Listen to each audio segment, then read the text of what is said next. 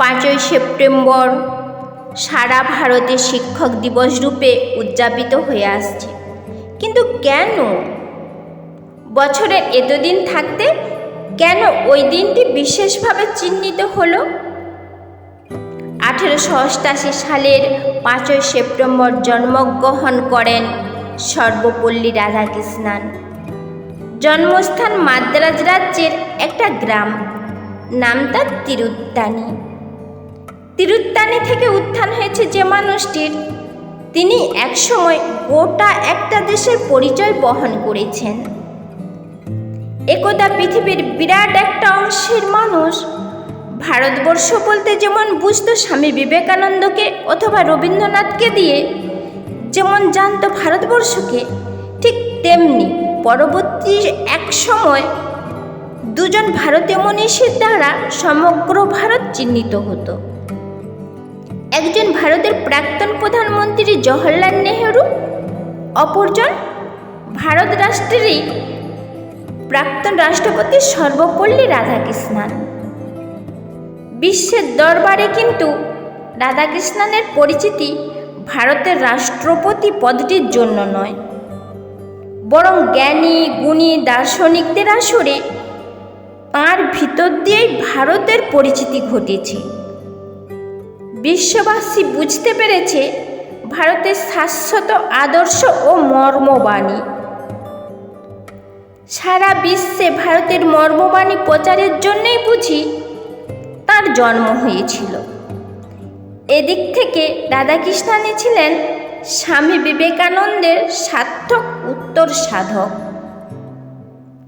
তাই বুঝি সাধক রাধাকৃষ্ণন বলতেন, সত্যের পথই আমাদের পথ। বলতেন, আমাদের সব কাজকে ঈশ্বরের আশীর্বাদ বলে মনে করতে হবে।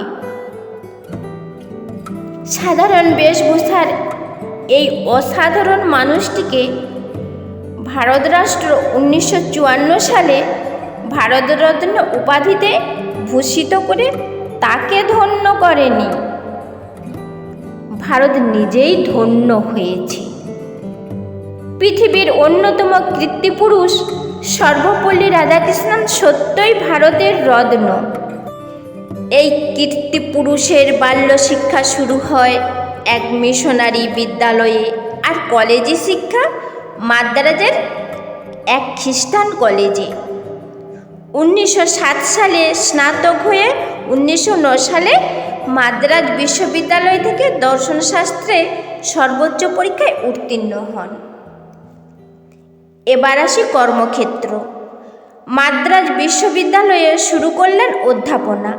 কিন্তু এই জ্ঞানপিপাসু অধ্যয়নশীল মানুষটি যেন তখনও ছাত্র, পড়তেন আর ভাবতেন। পড়তে পড়তে তন্ময় হয়ে পড়তেন তিনি প্রাচীন ভারতের মহামনীষীদের বাণী, পড়তেন বেদ, উপনিষদ, পুরাণ ও তত্ত্বকথা। উপলব্ধি করতেন সনাতন ভারতের রূপ, যা শাশ্বত, কল্যাণকর এবং মঙ্গলময়, যা মানুষের চিত্তকে সঞ্জীবিত করে সুন্দর সুপ্রতিষ্ঠিত করে, শিবম্বোধে জাগ্রত করে। দেখতে দেখতে তাঁর পাণ্ডিত্যের খ্যাতি ও প্রজ্ঞাদীপ্তি ছড়িয়ে পড়ল দিকে দিকে। কলকাতা বিশ্ববিদ্যালয় রাধাকৃষ্ণনকে আমন্ত্রণ জানালেন। এই বিশ্ববিদ্যালয় তখন রত্নখচিত অধ্যাপক মণ্ডলীতে উজ্জ্বল। সংস্কৃত সাহিত্যের ইতিহাস লেখক ম্যাকডোনাল্ড, প্রাচ্যবিদ্যার পণ্ডিত ডক্টর সিলভা লেভি, অধ্যাপক সিটফ্রেন, জার্মান পণ্ডিত রুল, ভারতের বিভিন্ন প্রান্ত থেকে এলেন খ্যাতনামা পণ্ডিতগণ। ভান্ডারকর, রাও অনন্তকৃষ্ণ, চন্দ্রশেখর ভেঙ্কটরামন, ভাগবত সোহায়, সীতারাম শাস্ত্রী। রাধাকৃষ্ণন এলেন কিং জর্জ পঞ্চমের অধ্যাপক পদে। এই পদ থেকে রাধাকৃষ্ণন বিলেত গেলেন। সেখানে অক্সফোর্ড বিশ্ববিদ্যালয়ের প্রাচ্য ধর্ম দর্শনের অধ্যাপক নিযুক্ত হলেন। ক্রমে তার সুনাম ছড়িয়ে পড়ল বহির্বিশ্বে। তিনি পরিচিত হলেন বিশ্বখ্যাত দার্শনিক বার্ট্রান্ড রাসেলের সঙ্গে। 1939 সাল স্বদেশে প্রত্যাবর্তন করলেন রাধাকৃষ্ণন। এবার তিনি হলেন কাশী হিন্দু বিশ্ববিদ্যালয়ের উপাচার্য। এরপর 1946 স্বাধীন ভারতের জন্মের পূর্ব মুহূর্ত। দেশের কাজে তাঁর ডাক পড়ল। সদ্য স্বাধীন ভারত। ভারত বিরোধ চায় না, সংকট চায় না, চায় শান্তি, চায় মৈত্রী, চায় সহযোগিতা। এই শান্তি আর মৈত্রীর বাণী দেশে দেশে প্রচার করবে কে? কে যোগ্য এ কাজে? ডাক এলো রাধাকৃষ্ণানের। তিনি গেলেন ভারতের প্রতিনিধি হয়ে রাষ্ট্রসংঘের ইউনেস্কোয়। ইউনেস্কোর সভাপতি থাকলেন 1 বছর। এরপর গেলেন সোভিয়েত রাশিয়ায়। এখানে তিনি ভারতের রাষ্ট্রদূত। সোভিয়েতের সঙ্গে ভারতের মৈত্রীর বন্ধন দৃঢ় করতে রাধাকৃষ্ণনের অবদান কিছু কম নয়। 1952 আবার ফিরলেন স্বদেশে। এবার তিনি হলেন ভারতের উপরাষ্ট্রপতি। রাষ্ট্রপতি ছিলেন রাজেন্দ্র প্রসাদ। উপরাষ্ট্রপতি হলেও রাধাকৃষ্ণনের কর্মক্ষেত্র ছিল বিশ্বজুড়ে। বিভিন্ন দেশ থেকে তাঁর কাছে ডাক এসেছে বারবার। রাধাকৃষ্ণন বারবার গেছেন ইউরোপে, আমেরিকা, এশিয়ার নানা দেশে।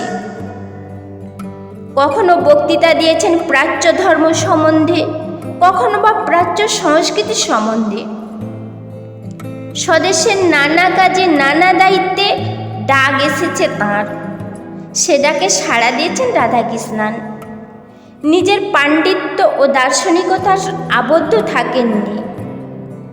তিনি বিশ্বাস করতেন বিশ্বের সকল অণুতে, পরমাণুতে আছে ঈশ্বরের লীলা।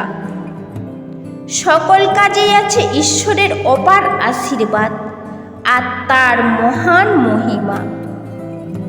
রাধাকৃষ্ণন ছিলেন আজীবন শিক্ষাব্রতী। শিক্ষাই তাঁর জীবনের ব্রত।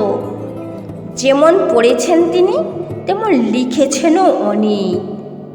জ্ঞানী ব্যক্তির কাছে তার গ্রন্থরাজি চিরকালের অমূল্য সম্পদ। 1962 রাধাকৃষ্ণন ভারতের রাষ্ট্রপতি নির্বাচিত হলেন।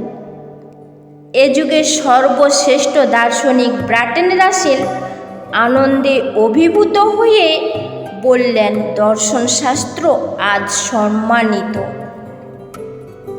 ভারত ধন্য হলো একালের অন্যতম মনীষী রাধাকৃষ্ণনকে পেয়ে। 1954 সালে শ্রদ্ধাপ্রণত চিত্তে তাঁর হাতে তুলে দেওয়া হলো ভারতরত্ন উপাধি ও পদক। তার জন্মদিন 5ই সেপ্টেম্বরকে ঘোষণা করা হলো শিক্ষক দিবস রূপে। দার্শনিক সর্বপল্লীর মহাপ্রাণ হয় 17 এপ্রিল 1975।